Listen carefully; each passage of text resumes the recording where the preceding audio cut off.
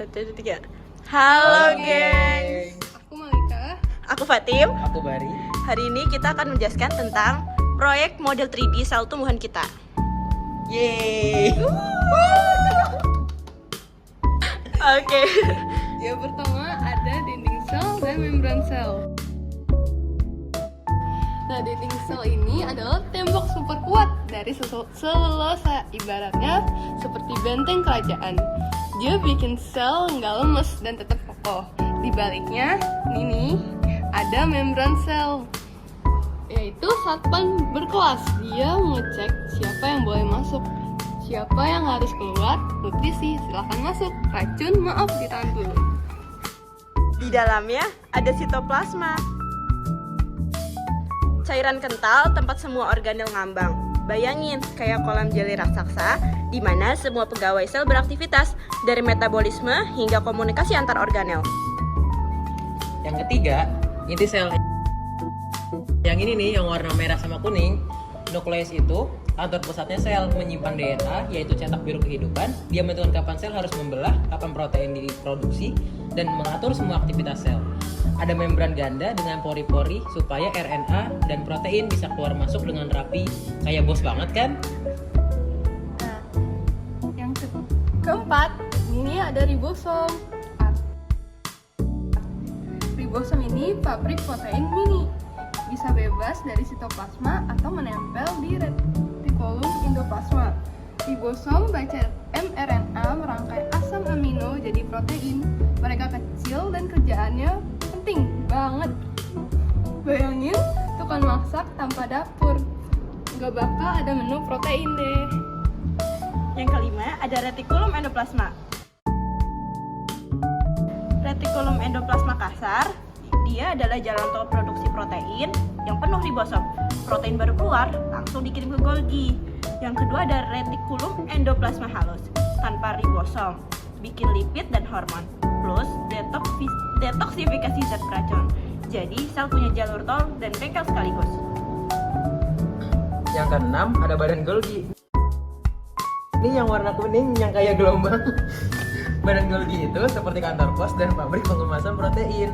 Protein yang datang untuk diproses, dimodifikasi, dan dikemas, lalu dikirim ke tempat tujuan. Kalau telat dikirim, waduh, sel bisa kelimpungan deh. Lalu ada mitokondria nih, ada banyak kan? Nah, mitokondria itu powerhouse of the cell. Dia mengubah glukosa dan oksigen jadi ATP atau energi.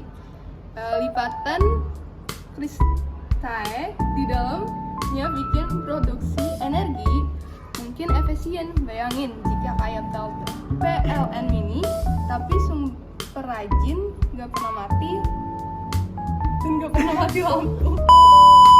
Yang kedelapan ada peroksisom. Peroksisom adalah pahlawan detoks sel, menguraikan asam lemak dan racun, memproduksi H2O2 yang kemudian dipecah jadi air dan oksigen. Kalau sel kena racun, tenang.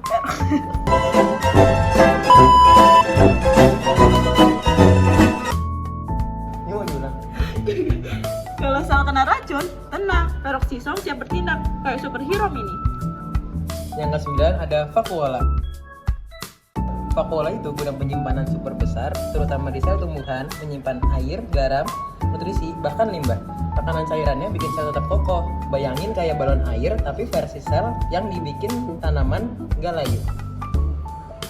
Ke-10 ada kloroplas. Ini nih,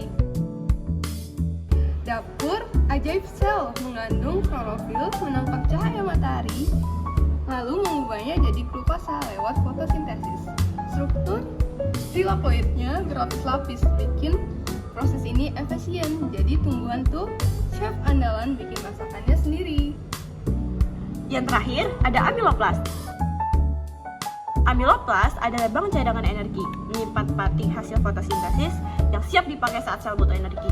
Jadi, kalau sel lagi bokeh, tinggal tarik simpanan di amiloplas. Praktis banget. Ayo, cepet! Nah, itu semua dari dinding sel sampai amiloplas. Semua organel punya job desk masing-masing. semua bekerja sama tanpa drama. Ingat gengs, sel kecil tapi punya fungsinya super penting. Tanpa mereka, kita nggak bakal ada sekarang. Jadi mari kita kasih tepuk tangan buat para pahlawan mikroskopis ini. Yeay! Ngomong? Nah, Ayo, woi. 3, 2, 1. Nah, segitu aja dulu dari kita. Dadah, gengs!